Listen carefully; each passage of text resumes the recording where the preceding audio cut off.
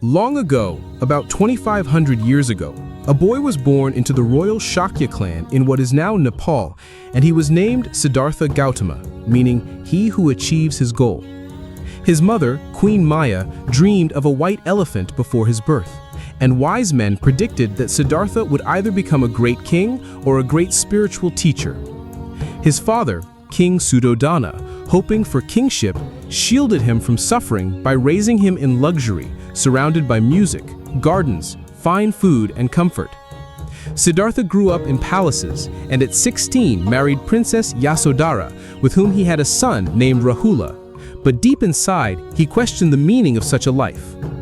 At the age of 29, he left the palace and saw what are now called the four sights: an old man bent with age, a sick man suffering in pain, a corpse being carried to its funeral, and finally, a wandering monk who lived simply yet radiated peace. These sights struck Siddhartha deeply, teaching him that no wealth or power could protect him from aging, sickness, and death, but also showing him a path of spiritual seeking. That night, he resolved to find the truth, and in an act called the Great Renunciation, he left behind his royal life, his wife, and his newborn son to become a wandering ascetic. For 6 years, he lived with extreme austerities, studying with teachers, fasting until he became weak and frail, but still he found no answers. Realizing that neither indulgence nor self-torture brought wisdom, he accepted a bowl of rice milk from a village girl named Sujata and gained the strength to continue. He then sat under a Bodhi tree in Bodh Gaya, vowing not to arise until he understood the nature of suffering.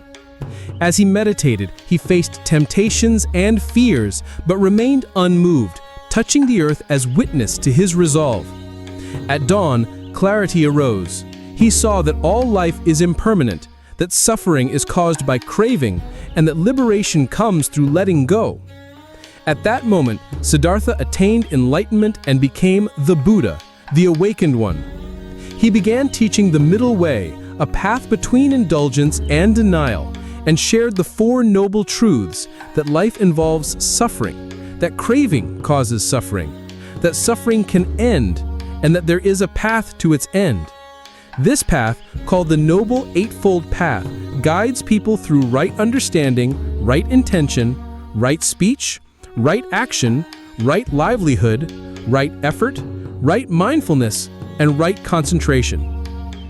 For the rest of his life, the Buddha traveled across northern India, teaching compassion, mindfulness, and wisdom, gathering disciples, and offering a way for anyone, rich or poor, to live free from attachment and suffering. At the age of 80, he passed away peacefully, leaving behind not wealth or monuments, but a living path of insight and kindness. His journey from prince to enlightened teacher became a timeless story, and his teachings continued to guide millions across the world, a gentle reminder of the peace that can be found in letting go and awakening to the truth.